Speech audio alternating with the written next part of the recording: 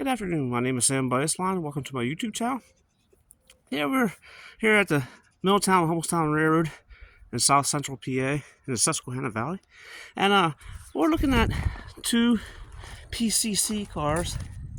And just a little bit of background history. Like I said, I'm not the best here when it comes to some of the history, but these two cars, Wendell purchased three of them, roughly about 93. 94-ish. I'll go back in our company archives and find out when he did actually have them delivered. But these are from Philadelphia. This one here is actually in one of the better conditions. The second one back, kind of better, and then the third one is in real tough condition. And what happened over the years is the skins get real bad on them because of all the vehicles in the cities, which, this being down in Philadelphia, getting sideswiped. So you can see how much Bondo to make the sides right. They just piled it on, and this is how they did things. Instead of taking the skin off and redoing the skin, that's all rust. Obviously, that's the original skin right there. But then they put the Bondo on, so you can just see how much Bondo was piled on. And when these cars showed up here, they were all painted in the Septa white, and then I had the blue and the red on.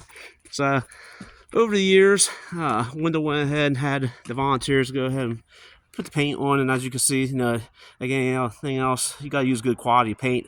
Nowadays, these paints that's out there on the market, you think they're good, and you pay all that high dollar for, and that all these big box stores, it just don't work. I mean, the sun gets to it and everything. But yeah, so these two PCC cars that I'm going to show you. We'll go ahead and we'll get in this one here. So the 2023, I turned around and I was able to get into this car and completely clean it out. So this piece here that we're looking at is actually the vent that goes on top of the car. So this one here is actually in pretty good condition on the inside. You have all the seats. They're all accounted for. Not too many rips in them. And of course, this has a center load for the public to get on. And all this stuff, I guess these pipes are all stainless. But yeah, this is car number 2725.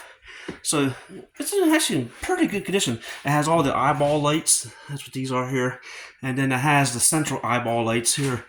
So I know that this car here, actually we had a battery charger in the back here hooked to the 32 volt system underneath the back, and the 32 volt would turn on some of these lights, but then when you jump it over to the hot trolley wire, that's a 600 volt. So once you put it over the 600 volt, then these center lights will light up.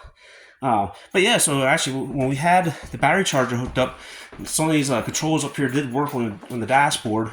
So when you sit here, it feels pretty cool. But you have all the different pedals down here, and then you have the bar, and you have all the little, each one of these switches do something, and amps. But yeah, you read it, and you can read the door open, door 1, open 2, open 3, and 4. So that's missing, that plating's missing here. But yeah, I mean, here's all the instrument.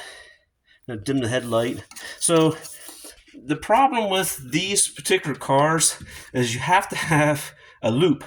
So what I mean by that is some of these cars did come with little small controls way in the back there behind that seat back there to go that direction.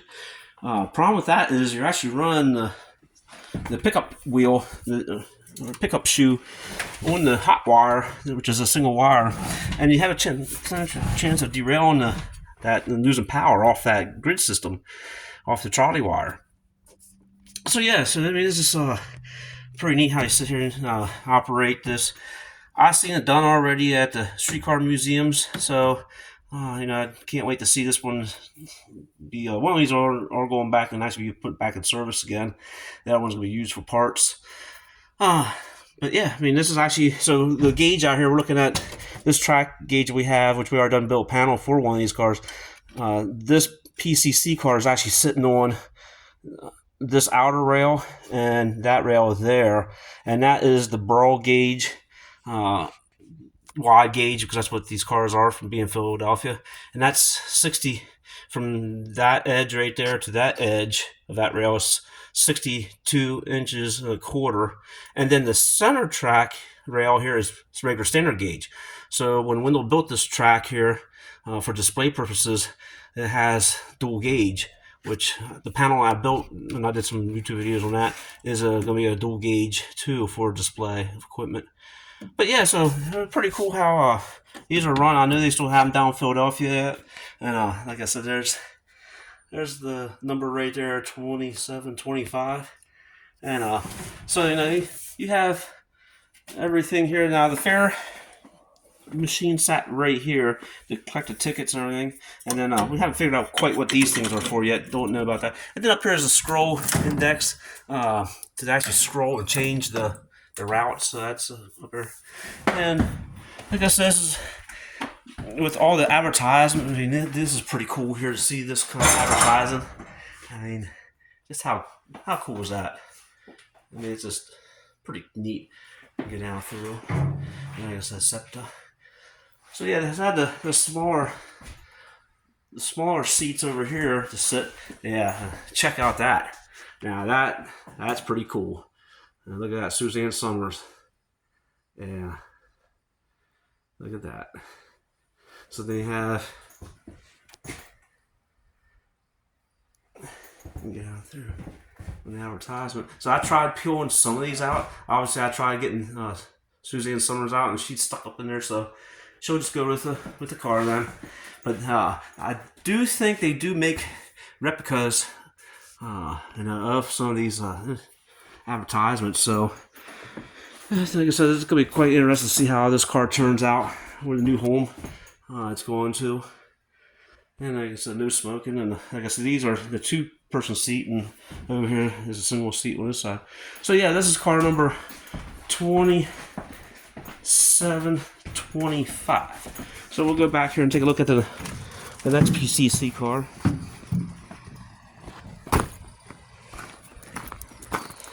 So yeah, you can just see how much Bondo. I mean, that's just all kinds of work for restoration.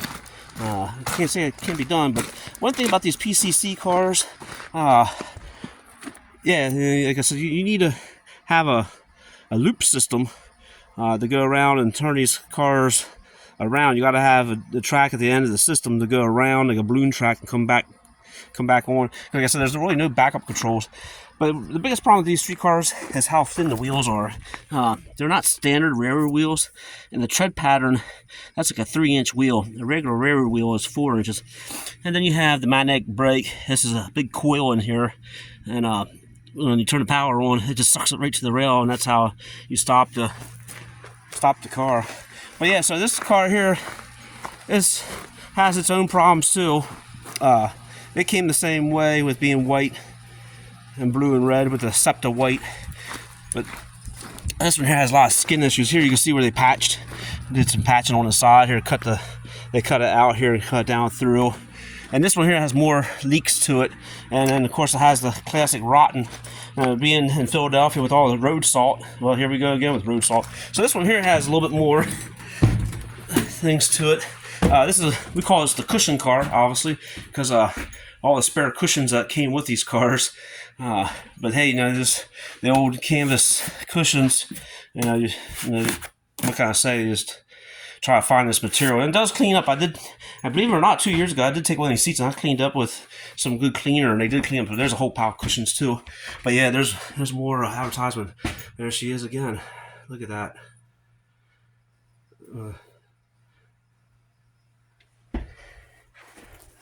So yeah, so this more of the advertisement, and this is, like I said, $20.95. And then of course we got more glut and more junk. And once again, I don't think this car back here has the backup behind the seat. I don't think it does. Some of them have the controls behind the seat right here is where the controls are at, the backup. So that's the reason why it's so important. So if you run one of these cars, you got to have loops at the end of your system. But yeah, these are hangers here for the trolley wire and insulators. These are the insulators over here. I'll do a YouTube video on that. And these are all the just a spare guide wire lugs that go over to the tripod. And then this piece right here is actually a controller, just for a random streetcar. And so yeah, we can turn around and do the same thing. We can look at the controls up to this one. Now, like I said, this one here might have all the door 1, the door 3 and 4. But yeah, so you sit here and operate. Interesting looking at the picture. So yeah, that wheel right there is actually what pulls down the hot wire and the whip trolley wire pickup shoes on top. It's not up there now, obviously. They took it off for movement for transportation. But yeah, that the tripod goes up, has the contact, which I did a video on that already, and there's a rope that comes down and it goes to the winder right there, so that way the motorman goes back and pulls that down and sort of ravels itself up, and then put the back on. But yeah, once again, the fare, take the fares right there, and yeah, it's just pretty cool how this car is designed. Like I said, I just wish I knew some more history about them. I don't have any books. I know in our museum we will have a library, and we'll have some information on these cars. Like I said, on the other car I had a 30 inside right there. You take in that car up front there, open that door up there, there's a set of batteries in there, and it's 32 volts. And 32 volts activate this stuff, and then the 600 volt wire obviously will activate these other lights. Found that out on that car over there. All right, yeah. So and then pull the ring, pull that down and ring it so that we could stop, motorman can stop and drop you off.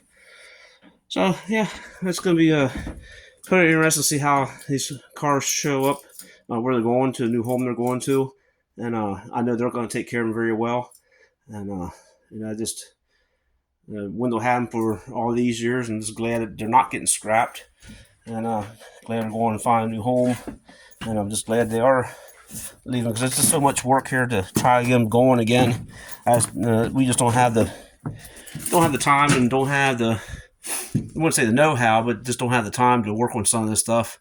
We're being struggling out so much. But yeah, I mean, it's a piece of American history, and being a PCC car, I mean, they built hundreds of them. I don't know how many's out there anymore, left of them, but I feel quite sure the ones that are out there are in pretty good condition. But a little bit of work to these here, and I feel quite sure they can get them back going again. All right, I just want to thank everybody for watching my YouTube channel, and we'll see you on the next go around. Thank you.